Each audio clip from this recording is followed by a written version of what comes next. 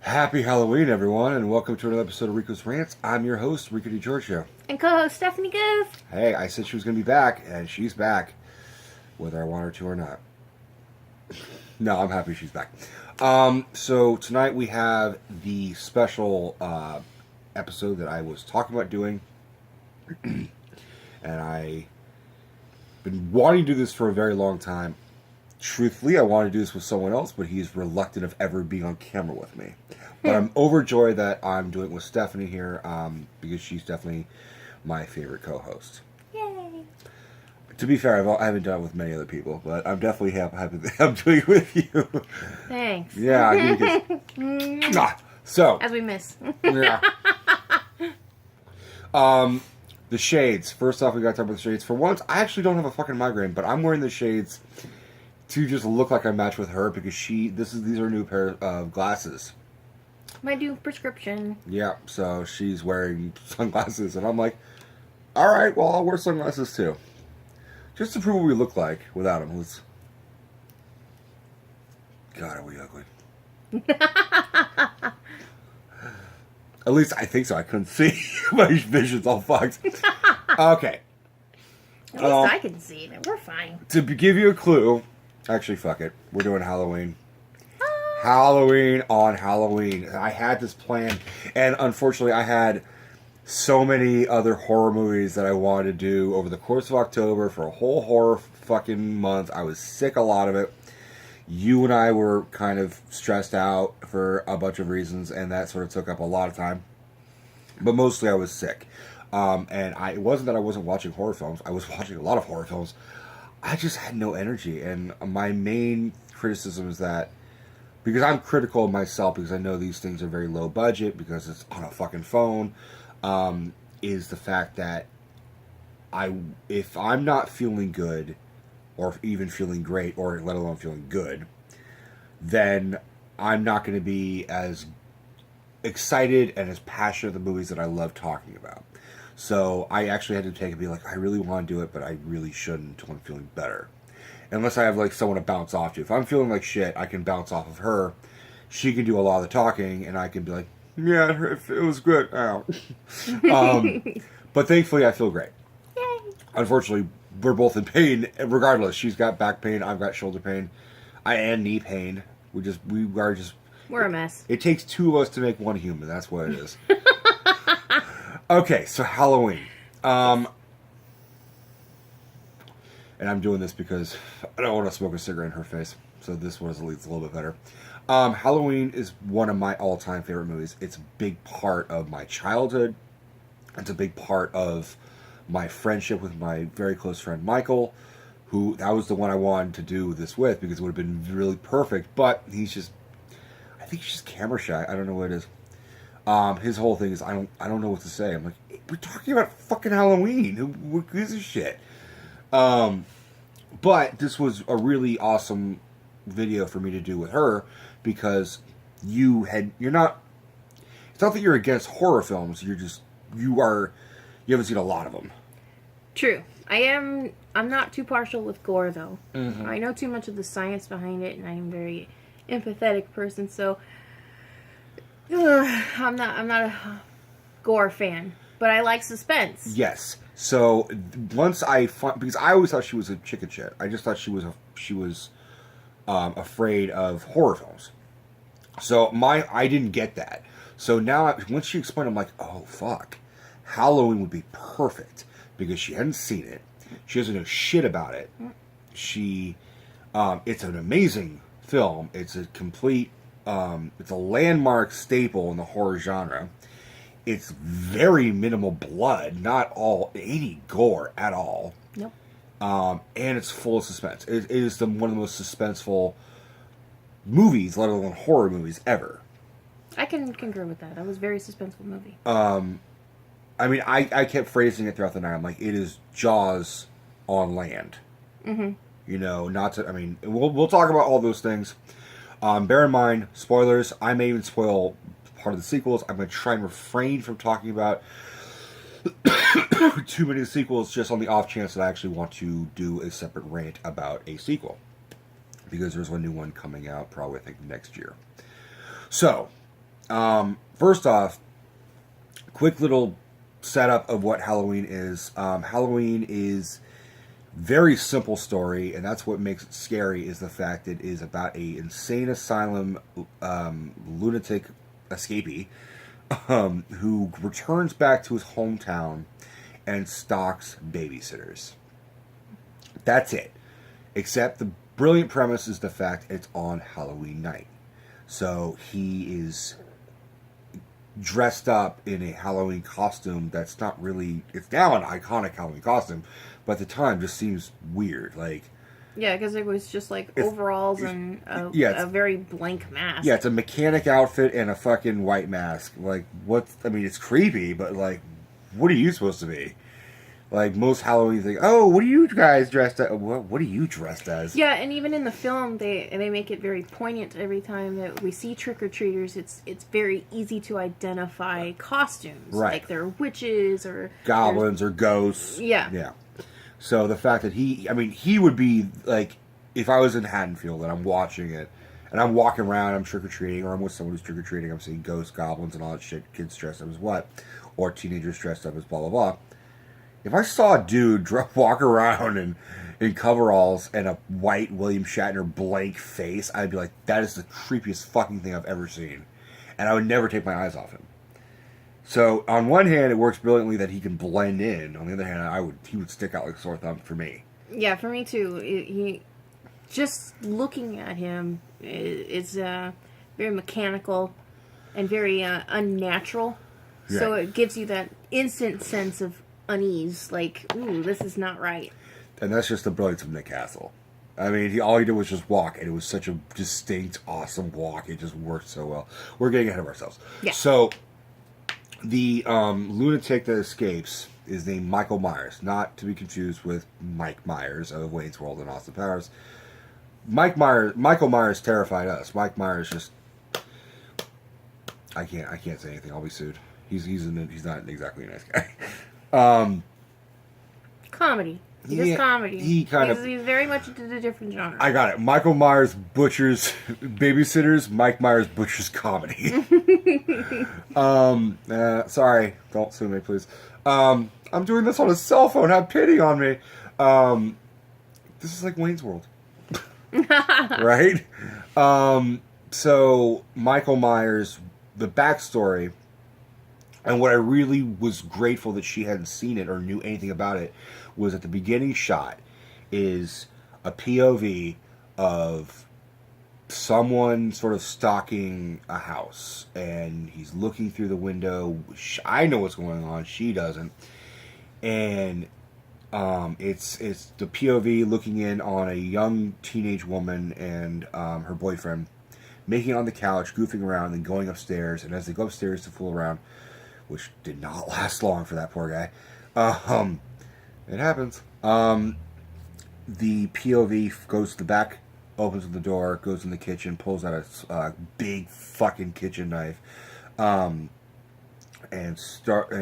sees the boyfriend leave, goes upstairs, sees a Halloween mask, a clown mask on the floor, picks it up, does a great shot where now we're looking through the eye holes of the mask on the camera, so we're actually inside the mask, and then it goes into the young woman's room, and she's brushing her hair, shirtless, and yeah, she's half naked. Yeah, she's half naked. I was just like, God, he's in and out, and she's just like, oh, that was fun. I'm gonna brush my hair. Like, anyways, and you were complaining like she's got no spidey sense whatsoever. This killer, I mean, because in your mind's eye, you were imagining a big, tall killer, like a big guy. Well, because from what I could tell from the point of view of the camera, everything seemed to be at a higher stature. Right. Like when the knife was being pulled out of the drawer and it was brought up to be revealed, it looked like it was like really high away from the oven range that was right there. Yeah, I mean, and when they went around the corner, it was like they were really high at compared to the door, and like everything just seemed like it was from someone who's tall. So that's the impression that I knew she was going to have. And to be fair, I totally agree. I mean, it was low budget. They couldn't really mask. They couldn't aim the camera to a certain height. It is what it was. Knife comes out. She says, she recognizes the person, says, Michael, and starts covering up, like, don't look at me. And all of a sudden, stab, stab, stab. And the thing that kind of threw me off when I first saw it was that he's looking at himself stab. Like, the camera pans up to the knife going down, not looking at what he's stabbing. So it's just like... Yeah, like, he was more interested in the action than the result. But that was just them being like, we have to show the knife going up and down. Like, we have... They were like, we can't... I don't know. And I think they were trying to take away from the gore, too. So we didn't have to see her mangled body. Yeah, they didn't want to spend too much money on too much makeup or guts and shit. So then she falls down dead. Camera goes down. Wow, we've already had 10 minutes. Jesus Christ. Camera goes down. And the character is going down the stairs, goes out the front door, and you were like, front door, huh? And I'm like, right out the front door. Just wait. Well, and because as they're opening the door, there's the car driving up. I'm like, out the front door. He's gonna get caught so easily, and like, bold. I just killed this woman. I'm gonna walk out the fucking front door. Oh, when he walked through the back door, you were like, wow, no security. Like, I was like, it's gotta be a small town. I mean, there's doors like, not locked. And I really did I say, or I don't remember if I said to you, I'm like, he fucking lives there. You did. I did. I was like, he fucking lives there. And I'm like, oh, really? Yeah, and that kind of ruined this element of surprise, but not too much. So then, like she said, car pulls up, and then a guy says, Michael, and goes up, and then all of a sudden the camera's pulled, the mask is pulled off, and now we're looking at the killer, and it's a 6-year-old boy. Yeah, it's a child. It's a fucking child holding a knife and having like this kind of stunned expression on his face, just kind of like... Well, it's just blank. Like he was in a trance. Yeah. And the camera pulls out, crane pulls out, and we're just like... Well, I mean, when I first saw it, when I was about 11, 12 years old, I was like, oh, okay. Children can be murderers, too? Yeah, it made me look at other kids a whole different way. Because I was already afraid of Chucky, which is just a doll, and I'm afraid of the fucking owner of the doll. You know, like, no, it's safe when you're 12. It's kids and dolls and sharks. I just was gonna stay in my room, just like, no, action figures are next. I know it's gonna be. I'm gonna be next to be a killer video game, and I can't afford that. Which they did. They did. They've got killer video games now. Which ones? When you start to play the game, you become the characters inside the game. Okay. Yeah, I'll give you that. I'm glad I haven't seen that. So I think it's a new movie. Really? Yeah. Isn't that Jumanji? That's the new Jumanji. You get stuck to the video game. Yeah. That's a terrible fucking idea. Anyways. Digress. This is gonna be our only take. I'm not gonna fuck with this. This is fun. So where the fuck were we? So that's the beginning. So now the opening scene and before the credits and all that. Yeah. So now we have an idea. Now she has an idea. Okay, this is not what I was expecting, but I'm intrigued. And that was my main thing, is because I've seen this a million times. I want her to be interested. I want her to appreciate the way I can appreciate it. And for the most part, she does. She understands the fact that it was a super low-budget indie film, the most successful indie film ever, more or less. I mean, what was the budget? $320,000? Yeah, $320,000 to make it. And then it made just $70 million over the fucking course of the year. Worldwide. $70 million. I had to throw in another fucking Mike Myers reference in there. That's the Mike Myers we all know, but yeah.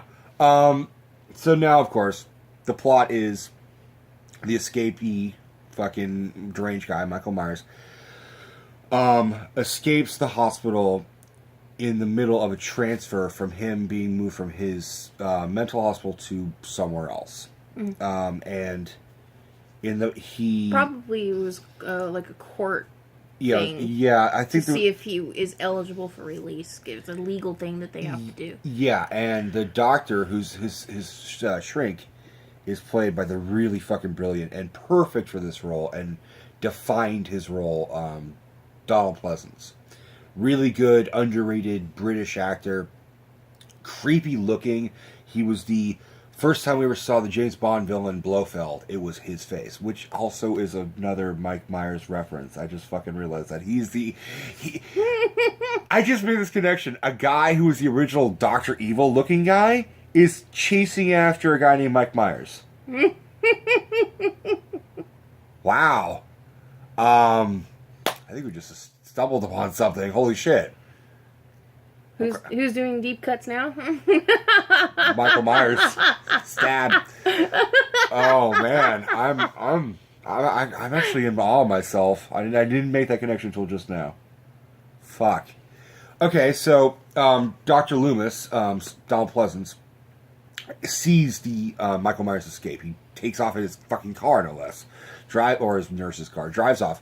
And the first thing he says, "The evil's gone! The evil's gone!" I'm like, oh, this dude has... He's not even going to refer to him as Michael, left.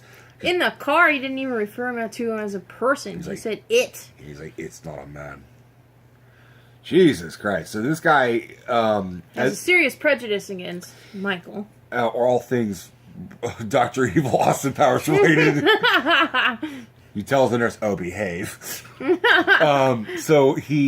So this guy, we find out throughout the film, he spent 7 years trying to reach this fucking emotionless, blank-slated child murderer who just, like, would catatonic, wouldn't say anything, just kept looking out and, like, looking into some void. And he realized he had the devil's eyes, the blackest eyes. I'm trying to quote it as best as I can. He realized he was purely and simply evil.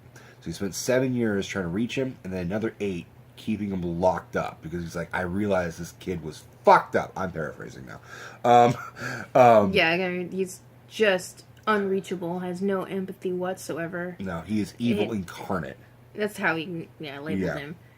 It's not so much that, there's another layer to him being psychopathic, or as they now call them, sociopaths.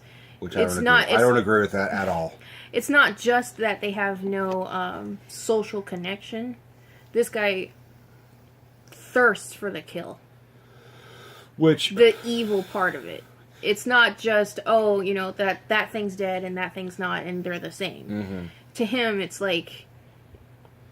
I have the urge. They have to die. It's like I'm addicted to killing.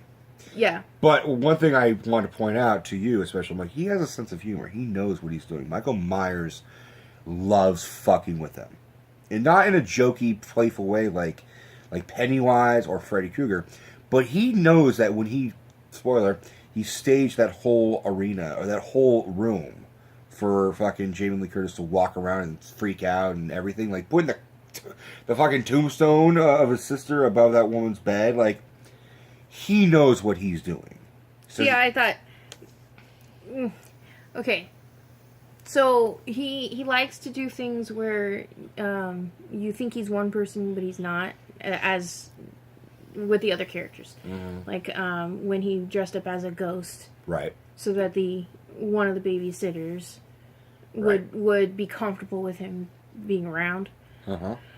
I didn't interpret that as joking around. I interpreted it as, now I can easily get close. Well, that too, but he is all... Okay. And when, at the scene, I think that the tombstone stuff was done wrong. It felt off character for me. That the tombstone should have been there, but it should have been blank. There shouldn't have been the body there. Well, then why put a tombstone in a bed? Because I think that the last living babysitter should have filled that void. That would have increased the fear. Oh, so like he staged you're next. Oh. I felt that was really wrong. Like he was staging it like well, it makes sense. I never made that connection. That's pretty good. That felt very off-kilter to me. I mean, yes, he was trying to, increase her fear level. Yeah. Because, you walk into the room and that's the first thing you see.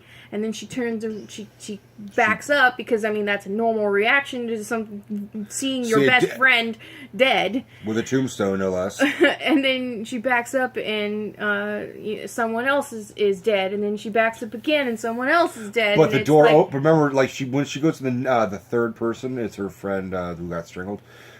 The door opens. Mm-hmm. So that means he's right there. He pushes the door open. It's not her. It's not the wind. He had to be like, oh, she's right there. Open. Mm-hmm. Ah, she screamed. Fuck her. Okay, so we're getting ahead of ourselves. Whatever. But anyway, what I was getting at is that everything that he was doing for her was to increase and elicit more fear, make her make basically his prey subdued. So he's feeding off her fear, essentially, in not an actual metaphor. Well, no, I wasn't thinking that, he needs her to be afraid to be satisfied. I think he was using it as a weapon. He just wants her to suffer. He wants her to suffer. He wants her to become catatonic, basically. He wants her to become unable to defend herself because she's just, succumbing to all of this. Right. I agree with that. I also think he likes fucking with it because I've seen the other sequels and there's... Well, this is my only movie I've seen, and I don't get that impression at all. I understand. So as a newcomer who has an unbiased and a neutral way of looking at it, I totally see your point of view, and I do agree with it. But you also have to remember, he looks at this from a very interesting point of view. To him, I like what you said earlier when we were off camera, that you said that you feel like he's recreating that night. Oh, yeah. So what I was saying is that his targets... Yeah. Because it's not very clear as to why he targeted these people. Mm-hmm. These babysitters. Yeah, these babysitters. He follows our female lead first, and then he is exposed to her friends. Right. And her friends act a lot like his sister. Yes. And so my impression as to why he started killing was to reenact his initial kill. Right. That's how I saw it. And I agree with that because I'm trying to look at this the way that you are looking at this, which is the first time. Because I have no backstory. I don't know what's going on. So I already ruined it. What happens why off camera to her, and spoiler. If you haven't seen the Halloween movies, if you haven't seen the other movies, you don't know who we're talking about, skip this. Just blah, blah, blah, blah, do that. 3, 2, 1. The babysitter he's stalking, the main character, Laurie Strode, played by Jamie Lee Curtis in her first film. She had been in a TV series before, but this was her first film. Is his younger sister. So when she said it's like he's recreating his first kill, I'm like, well, because it's his younger sister. He killed his older sister, and what you just said about the tombstone on the bed, and it was like almost like it should have been set up for her, would have been far more poignant. But the filmmakers didn't know. They didn't intend for Laurie Strode to be the younger sister. That was right when they made the film. Yeah. We watched a little documentary on it, Yeah. and when they made the film, they had no intentions of doing sequels. Anything. They thought it was going to be a one-time shot. That was it. Yeah. It was just a cliffhanger ending, and that it didn't mean it wasn't a foot in the door to make more. No, it was just to build that final act of suspense at the very end, a very Hitchcock type of thing. Right, when they had edited all the scenes that he had been active in, the more poignant scenes where he was, and as a kind of final montage of he's everywhere. Yeah. That was great.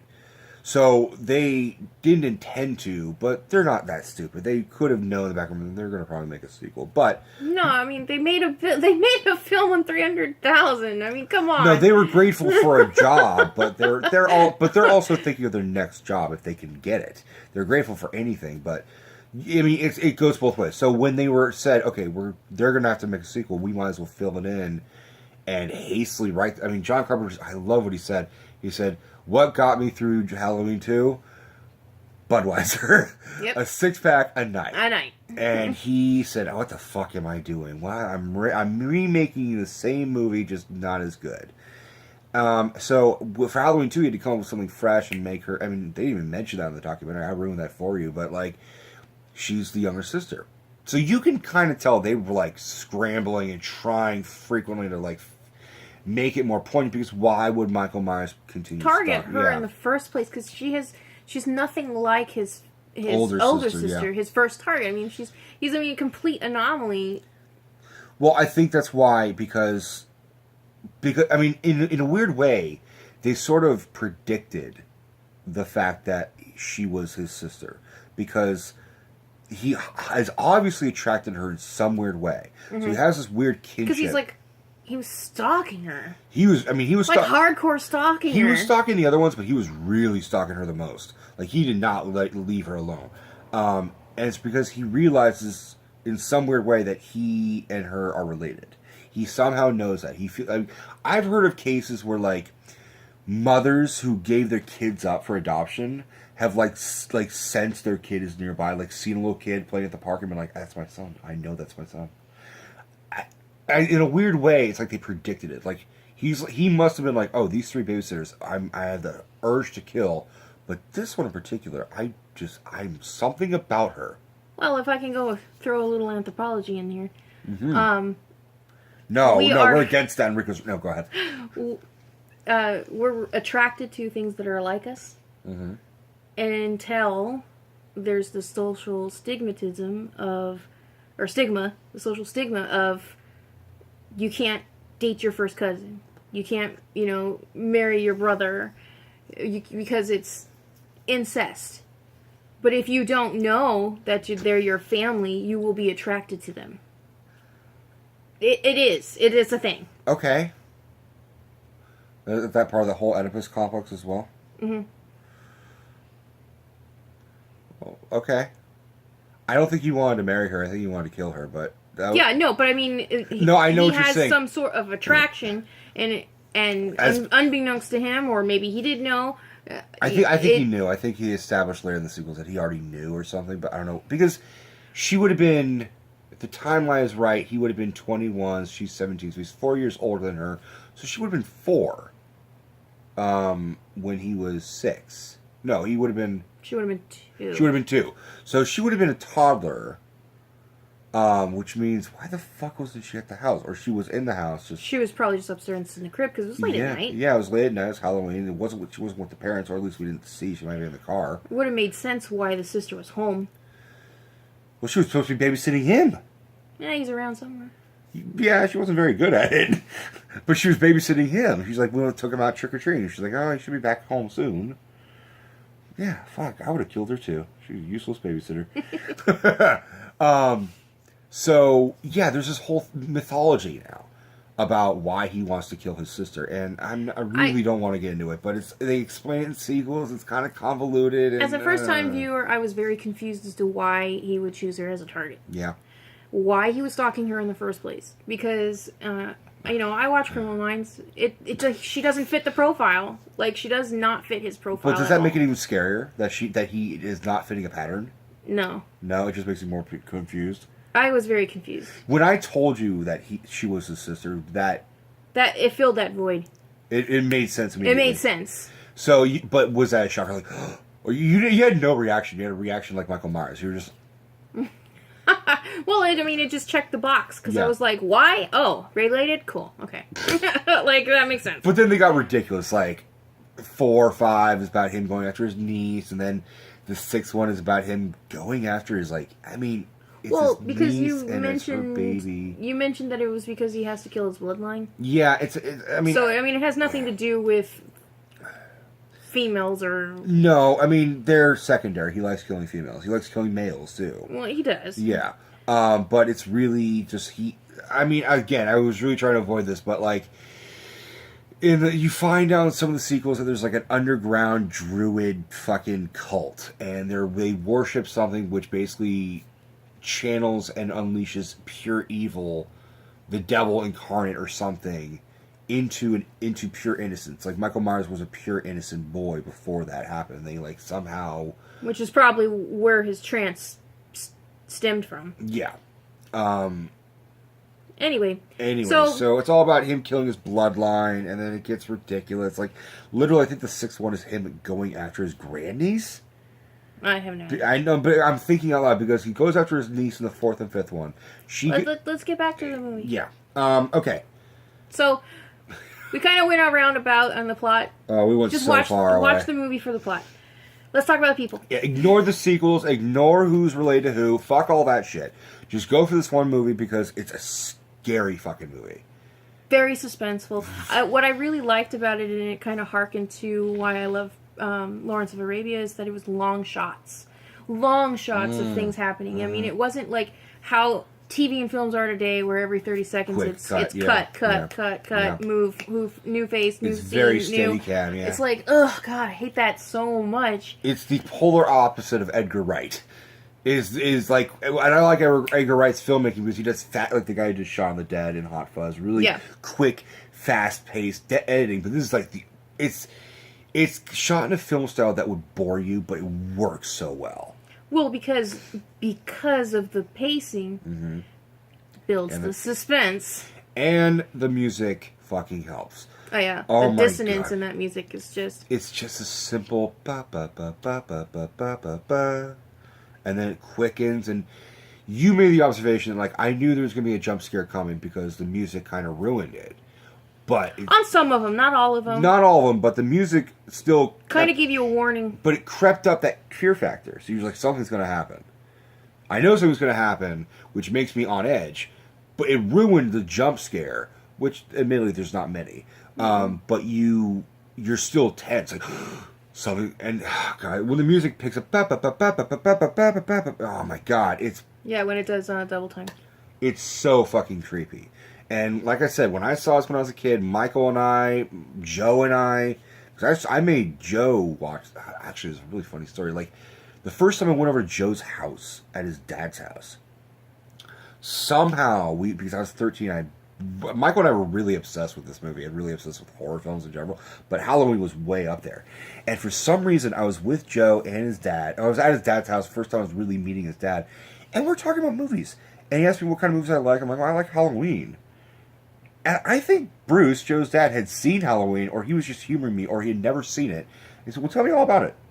So I gave him, like, basically a verbal Wikipedia page synopsis of the entire thing, and Joe's kind of like, are you ruining the whole movie? I'm like, and his dad was just like, no, let him finish. I'm curious. What's going to happen? I'm just 13 years old, just verbally, he's like, and then he goes in this room, and then he kills that guy, and then he runs away, and then he's Laurie starts screaming and running, and she goes to the kitchen, like, what the and I was like, for like a good hour, just describing the entire movie. And so first, the polar opposite of what we're doing. Yeah, we're just all over the fucking place. But like, so it's such a weird thing. Like, this particular movie has such a kinship with two of my best friends and now my girlfriend. So this is, like I said, this movie means so much to me. The music's great, the suspense is great. Jamie Lee Curtis is fucking great. Amazing. For a first timer. Because her character is very varied. Yes. She's intelligent. Mm-hmm. She wasn't paying attention in class, but she was able to answer. She's smart. Yeah. She's smart. Yeah. She's smart. Book smart. She's smart. She's really book smart. Yeah. She even says so as to why people don't date her. Yeah, she reads too much. But she's also insecure. Yeah. She's very insecure, and her friends make fun of her for it. Yeah. She's oppressed in a sense. That's a big thing they talked about. Yeah. So that's how she is out in public. Mm-hmm. When you see her inside the house when she's babysitting, when she's around the kids, she's a very motherly, dominant, affectionate, compassionate person. Yeah. It's a polar opposite of just being quiet and insecure and just kind of mousy around her friends. She's like outgoing and fun and doing voices and like making jokes. It makes me wonder why the fuck did she have those girls as her friends? Like it seemed like they had nothing in common in any way. And not to say people who don't have things in common can't be friends, but it's like it's kind of like seems so abstract. You got to remember it's small town. You just had to settle for your friends. You really do. Yeah, I guess. They make cliques, and I'm sure that they were more similar when they were younger. Maybe that's probably a good point. She was such. I mean, I had a crush on Jamie Lee Curtis, not from this movie, from her later stuff like True Lies. Oh fuck, True Lies is great. yeah, she was so good in that. But I mean, she's a very strong person. Yeah. Despite her insecurities. Yeah, she fights back. She's joking around with her, even with her friends over the phone, which she doesn't realize that bad things are happening. But she's just like, "Oh, now you're just joshing me again." Because they're not in front of her. When they're in front of her, she mellows down, and I mean, they tease her. They make one of her friends is really just like vicious. Scared another one away. Fuck just you! Vicious. Fuck you! I'm on edge. I just saw a dude in white mask staring at me. I'm freaked out. Stalking me all day, and you say he's not there, and now you're making fun of me for it. God, I hope you get strangled in the backseat of the fucking car. But yeah, I remember watching this and being like, I wish Jamie Lee Curtis was my babysitter.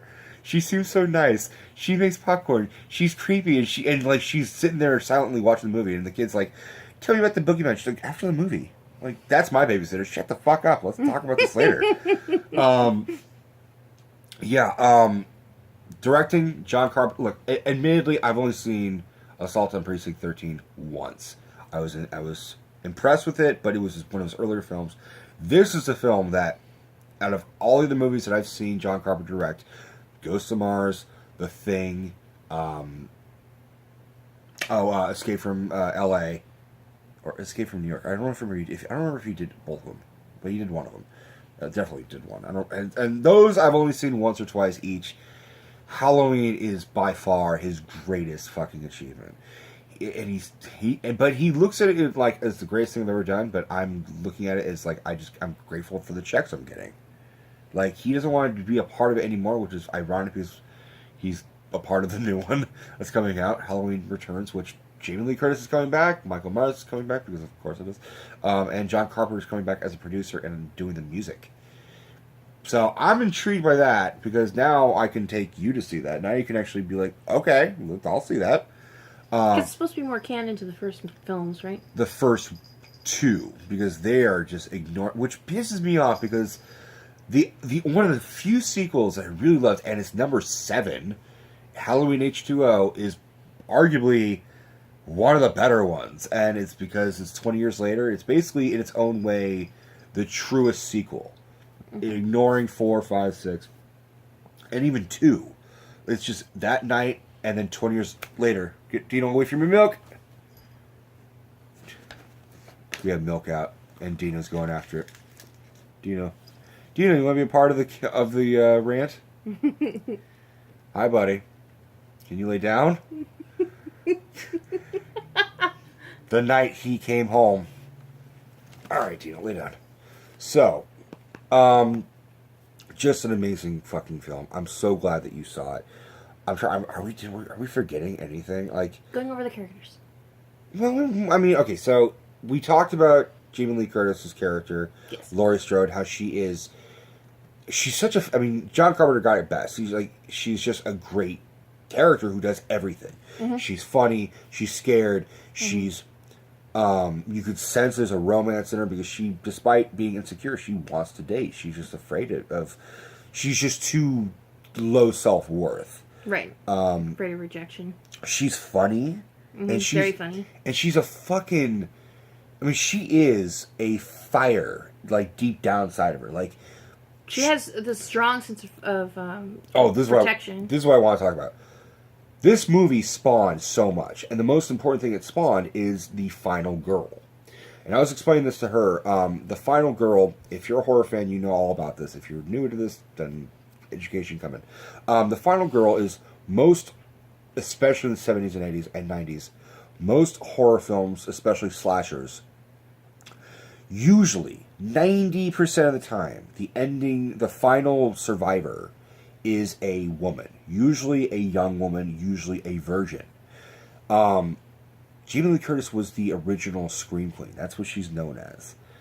That's what she is. Although I would argue the original Scream Queen would probably be Janet Leigh, her mother. So it would be Janet Leigh, it'd be Jamie Lee Curtis, it'd be Neve Campbell. It would be, but she is she's on the show, Scream Queens. and she plays the principal. It's like, okay, I get it. It's obvious. I would argue Drew Barrymore is a Scream Queen, although she was only just one. Sorry, cat was nuzzling against me. What this did was it signified and symbolized that it doesn't matter if the killer is a giant hockey mask wearing maniac or a burn victim who needs a fucking manicure. It's a young teenage girl can vanquish evil, or at least survive it. And I did a video of The Cabin in the Woods a couple videos back. I talked all about this because you haven't seen it, but The Cabin in the Woods talks about, it has those archetypes. It's got the jock, it's got the slutty character, it's got the fool, it's got the virgin. And the virgin, whether she lives or dies at the end of the thing, that's debatable. But she has to suffer. And Jamie Lee Curtis's character suffered in this. I mean, immensely. Traumatized for life. I mean, that's why I loved H2O so much, is because even 20 years later, she never got over it. It was the most... How can you? Well, I mean, some people can turn to drugs, some people can turn to alcohol, some people go through a lot of therapy. You haven't seen that movie, but she talks all about how she tried everything. And it's such a traumatic experience. But she survived. She is a true fighter. And she is the original final girl. And I mean, like I said, it wasn't John Carpenter's intent. He just looked at it logically, which is, all these other teens are having sex and drinking. They're distracted. They have to get, that's how they're going to die. Jamie Lee Curtis's character has to be not so much personified innocence. It's just, she's got to be able to fight back because she's not distracted. She's paying attention. She's watching the kids. And she's aware of what danger can be around the corner. Mm. She's not dating, so she's not fucking around. She's not drinking because she's doing her job. Mm-hmm. So she in some ways, he created the ultimate... Her character did say that she was a Girl Scout. So she is a Girl Scout. But, I mean, it never was really established that she was a virgin. We just assume she's a virgin. Because she's so innocent. She's not sleeping around on Halloween night. So... Right. Yeah. It was never explicitly said. But it's obvious in some ways. Yeah, because she doesn't date. Right. I mean, she could barely muster up enough courage to stand up to her friends. You think she's going to ask someone else to have sex? No. So, it was such a brilliant way. I mean, this movie is... One of the guys said it on the documentary. He's like, this Halloween is the Gone with the Wind of the horror films. Mm. It really just set the tone. And there's plenty of rehashes ever since then. I mean, ever since then, there's always movies about holidays. There's Silent Night, Deadly Night. There's Fright Night. Well, Fright Night's not really a holiday. There's so many that are just shitty. Black Friday. I mean, I'm still waiting for Thanksgiving. That's what I'm waiting for. Everybody's too comatose eating turkey.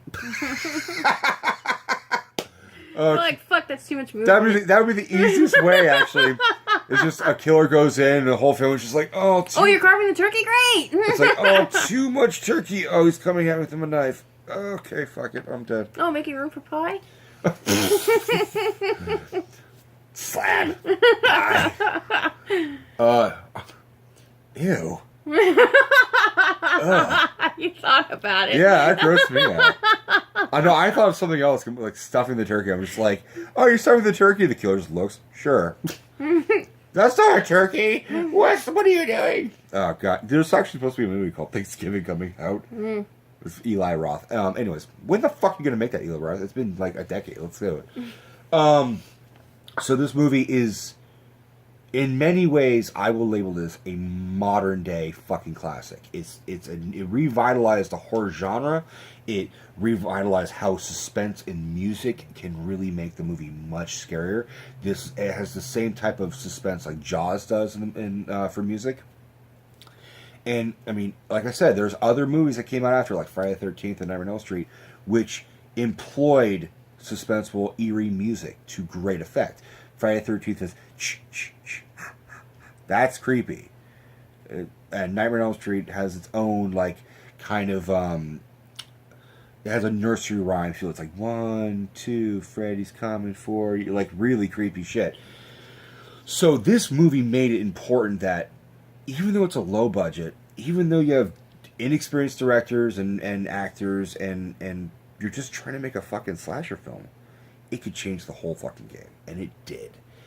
I still will. I will love this movie till the end of time. I can rewatch this again and again. I will rewatch it again. I'll watch the fucking new ones. I mean, the sequels not so much, but I think for me, if the movie is on, I probably wouldn't turn it. But I don't think I'd get in the mood to see it. But now you'd be open to seeing the other ones. Maybe. Like, I if you want to see how this night ended, I'd be like, hey, let's watch Halloween 2. And then you'd be like, okay, I want to see how this shit ends. Like, oh, it doesn't end. Evil never dies. Mm. If anything, I would make you... Well, that was implied at the ending of this one. Yeah, But that's not the same... The dude got stabbed in the neck, stabbed in the chest. Belly or chest, yeah. Well, I didn't quite see where he got stabbed. Him. I mean, in his abdomen. Uh-huh. And shot 6 times. 6 times. And fell down a second story onto his back. Yeah. And then gets up. With no trace of blood or anything. Oh, that's in the second one. He goes down to look at the grass, and there's a giant blood stain in the shape of a man. And he touches his blood soaked in his hand. Hmm. Well, it's not in the first one. Because they intend to make a sequel. But, god damn it, it's such a good fucking movie. If anything, I could probably convince you to watch H2O. Because 20 years later, Laurie Strode comes back and blah, blah, blah. So we could do that. Maybe next time. Thank you so much for watching this with me. Thank you so much for you guys watching us geek the fuck out and just talk all over the fucking place about this shit. We're going to try and put another one together maybe tonight, maybe tomorrow. But I think, and we're going to release this on Halloween, so we may have some other one set up before this. So you just ignore everything I just said. Steph, I love you. Thank you for watching this with me, and thank you for doing this with me. And, alright, so, because she was the one who said you should try a different rating scale, I'll try, I always paraphrase which one it is. So the first, it fucking sucked. Meh. Then it was, oh, that's pretty good. I really liked it. I really fucking love this movie. I really fucking love this movie. This fucking movie, I really fucking loved it. What would you give it? The middle one. I liked it. It was good. I ignore her. She doesn't know what she's talking about. It was good. There were character inconsistencies that really irked me. Okay, well, as long as we're doing this, let's talk quickly while we have the 47-minute count. What we didn't like. Go ahead. I'm done. Dr. Loomis. Okay. Okay. Oh God, are you really gonna nitpick that? Well. Okay. Go ahead. Make your argument. My argument is, he's freaking out that this guy, Evil Incarnate, is out and about. But he's not focused on his surroundings to the extent that I would expect from someone who is in literal panic. So, that bothered me considerably. And that's all I'm going to say about that. The really funny thing is because he comes back in the majority of the sequels. He's back in the second one, he's back in the fourth one, he's back in the fifth one, and the sixth one. The sixth one was his final film. He died in mid-production. That's how committed he was to it. The really funny thing is he ups his paranoid scale in all those. He's like, evil's around, I'm telling you, you have to run from Michael Myers. Michael Myers is in your neighborhood. Evil's here. Like, because in the first movie, he's like, he tells the sheriff, yeah. No, don't tell everyone, don't put it on the news, don't do any of that, everybody's just gonna see him every corner. Yeah. And this one, he's like, you gotta tell everyone, Michael Myers. Like, whoa, dude. Like, what you're complaining about, he ups it to a fucking 11. So anyway, in the movie, oh God, he's very intelligent. You can see it. You can see he's coming from a doctoral point of view. He's not just a superstitious kind of person. But it doesn't translate. He's not consistent throughout the rest of the film. Like, he's standing outside of a building, and he doesn't turn left and see the car is there. I'm not. Now, I didn't like how everyone was completely clueless and didn't have spidey sense. But since we saw the documentary, that was the point. Yes. And so I'm like, You're still bitching about it. okay, I'll let it go. Can you let it go? I'll try. You won't let it go. That being said, I'm Rico DiGiorgio. I'm Stephanie Guth. Happy Halloween, guys. Did you like Halloween? Tell us if you liked Halloween. I loved Halloween. It's good. I liked it. It's good. You liked it enough to... I'll watch it again. If it's on TV, I'll watch it. Okay. Good night, guys.